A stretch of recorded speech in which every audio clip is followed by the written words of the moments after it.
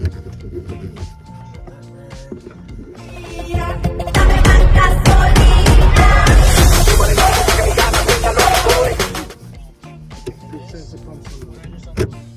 hard and say, man, we put the fuel pump in the center here in the plug, so we have plenty of.